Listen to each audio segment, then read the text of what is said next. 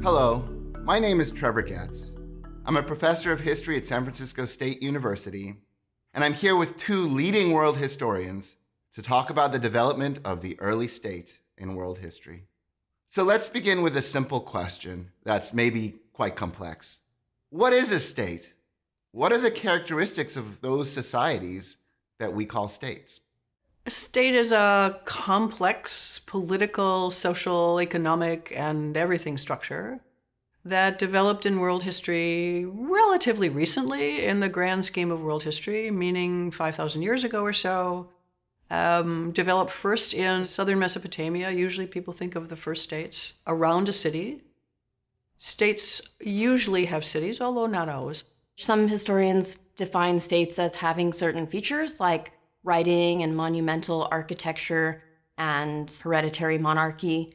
But I think if we were to define states in that manner, then we don't really have the ability to think of alternatives to states, alternative forms of social organization. So there are many things that states usually have, although not every single one of them has it. Cities is one of them. They have more complex social structures. Almost all of the states of the world until very recently have been ruled by hereditary dynasties. Some states have writing, and most of them have other kinds of record keeping. So they're a larger and more complex form of political and social organization than cities or other kinds of things that preceded them, but they build on those earlier forms. I know that historians specialize, and you're both specialists. Can you give an example from your area of specialization of a community that you think was one of the first states in that region? What made it a state, to your mind? Well, I think most world historians would say the very first state in the world, which we might call a city-state, in other words, is a small state around a city, is in Sumer. So what is southern Mesopotamia, the southern Tigris and Euphrates Valley, the city-state of Sumer. It's a city, it has large-scale irrigation, and gradually it took over through military conquest and through just sort of people moving in and out. It took over the surrounding countryside. My area of study is the Gulf South and the Mississippi Valley, and states emerged in that region in a different time period than some of the earliest states in Mesopotamia or South Asia or even South America. So in the Mississippi Valley, it was about 1,000 years ago or so that the earliest states developed. The Mississippian peoples.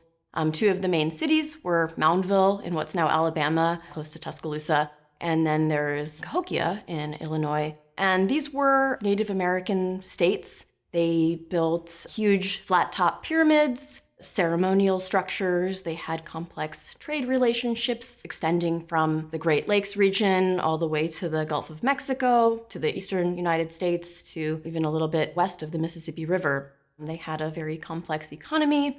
Moundville, for example, there was a community of 10,000 people, about 1,000 people living within the city center, within the walled city, but it was based on all of the agricultural and other artisanal work of people that lived outside of the city proper.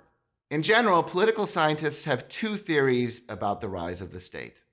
The first is coercive theories that say that people are generally forced into joining states. And the other is integrative theories that suggest that people work together to build states. Which model makes more sense to you? I think it's important to keep both models in mind. Societies had different paths towards urbanization, and some states emerged out of a collective necessity, some sort of maybe drought or food shortage that might have led to the need for a strong leader who could consolidate labor and solve those kinds of problems. So there could be a communal aspect in that way, but usually states devolve into being more coercive as the generations of hereditary monarchs. Some of them are more generous and competent, and others really are coercive and maintain their power through enslaving people and threatening people with violence or taxes. Now, there's a professor named Yuval Harari who argues that something called collective imagination is the basis of the birth of the state. Harari even writes that states are mass cooperation networks. What does he mean by collective imagination? People need to buy into the idea of the state in order for it to work.